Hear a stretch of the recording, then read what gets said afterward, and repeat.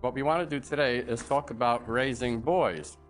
In my previous books with Paulus Press, introducing the cultural context of the Old Testament and New Testament, I think I titled the chapter or this topic, Parenting. That's really not a good idea or a good word because it leaves a wrong impression. And you already know that this is a rigidly gender-divided society. The Hebrew language really doesn't have any word for child or children. It's boy, girl. It's always supposed to be this way. So we want to talk today about raising boys and then tomorrow about raising girls. First, in using social sciences to interpret the Bible, we always use models. A model, by definition, is a small-scale representation of a very complex subject. So if you've ever built model airplanes or something like that, you know that that doesn't have all the parts of a 727 jet. But it does give you a simplified version of what a 727 jet might look like. That's the main idea of a model. A model helps keep us out of the Bible so that it reduces the risk of us imposing our Western American ideas on the Bible.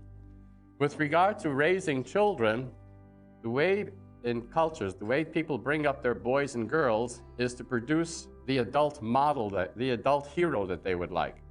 So every culture has an idea of what is the adult hero male, the adult heroine female, and how would we raise the boys and the girls to turn out this way? How do our ancestors in the faith who populate the pages of our Bible, how do they look at human nature? Well, before we get to our ancestors in the faith, how do we look at human nature? Generally speaking, in the United States and in the West, believe it or not, we think that human nature is neutral. Neutral. That's our primary orientation. It's neutral. Neutral but corruptible. Neutral but perfectible. But this is how we believe nowadays.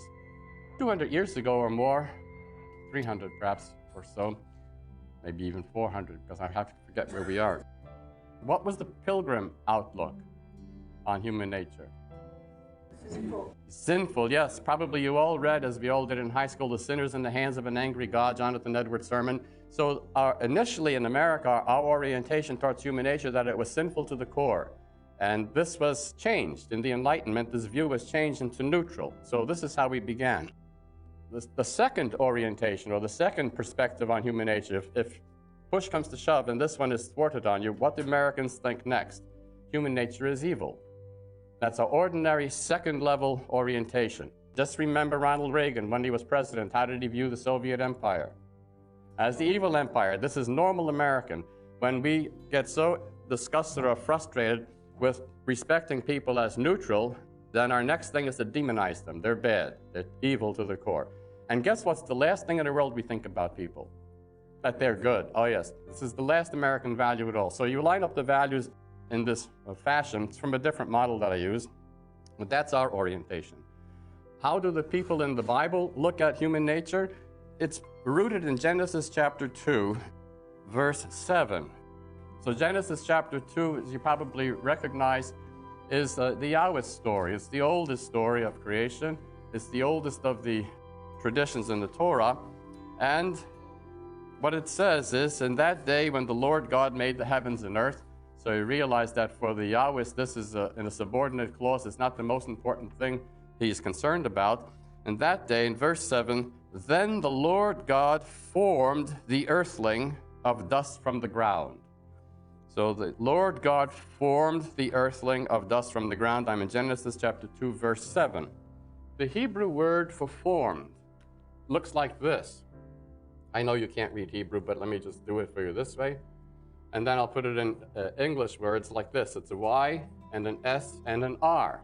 Okay, so in the Bible, this letter has a dot in it, which means it's doubled. So that there are two Y's at the beginning of this word. Now, what the rabbis did when they examined this passage and they reflected on it, they said, aha, what this tells us is, at the very beginning of creation, what the Lord God did was implant into the heart of the first creature two drives, or two inclinations, one towards good and one towards evil. So the rabbis call this the Yetzerim, the drives or the inclinations, and it comes from this word the Lord God formed. the earthling out of the dust from the ground. You follow that?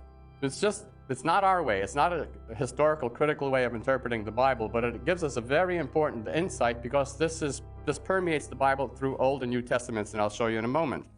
So then if you go to Genesis chapter 6, in Genesis chapter 6, verse 5, we come now to the beginning of the Noah story.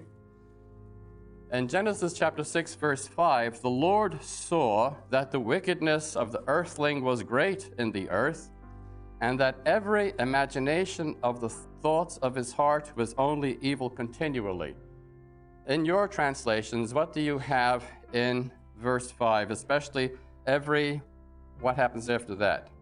The Lord saw that the wickedness of the earthling was great in the earth, and then what? No desire that his heart can see. Desire? Yeah, no desire that his heart can see. Inclination is the word that should be there. Inclination. That every inclination of his heart was evil continually. Something along those lines, okay? So desire, not really quite right. Imagination, certainly not right. Inclination. So the Lord God said, I put two drives into the creature, one towards good and one towards evil, two inclinations. But I notice, as this has been continuing, that every inclination always going towards evil, not towards good, right? At the end of the flood, and he's sacrificing to God, the Lord God smelled the pleasing odor and said, barbecue, I love it. He said, I will never again curse the ground because of the earthling, and at that point, you probably have the same words you had before, like I have imagination of his heart.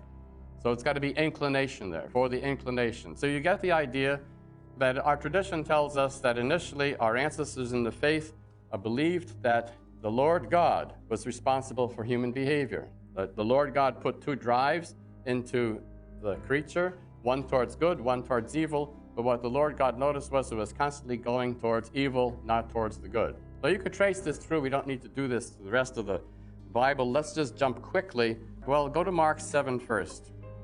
So the story in Mark 7 is conflict. Jesus is in conflict with the Pharisees and the scribes.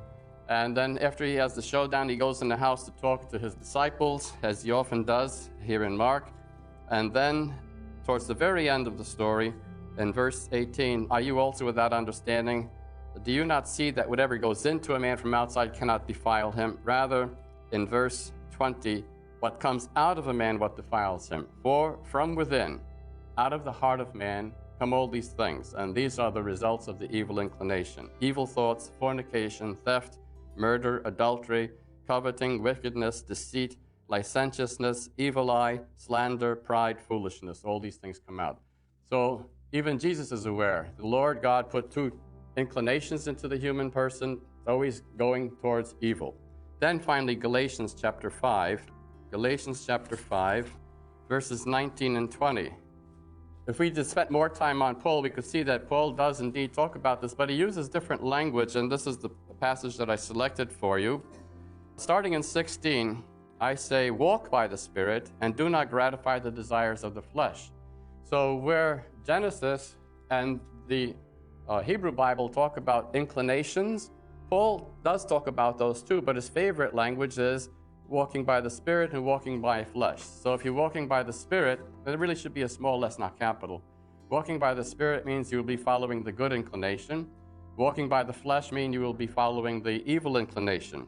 So in verse 19, the works of the flesh, the evil inclination, are very clear. Immorality, impurity, licentiousness, idolatry, sorcery, enmity, strife, jealousy, anger, selfishness, dissension, party spirit, evil eye, drunkenness, carousing, and so on. Whenever Paul does a list by this, by the way, these are not inclusive. These are just 10 examples usually. So I'll give you 10 examples. Usually if you count, you might find 10. I didn't count these, but that's ordinarily what he does. For example, 10. I warn you, as he warned you before, don't do these things. But the fruit of the Spirit, what's the good inclination? Love, joy, peace, patience, kindness, goodness, faithfulness, and so forth. Okay. So our basic premise is to understand our passages that the perspective on human nature is that it is basically mixed, a mixture of good and evil, and that human beings are always inclined towards the evil.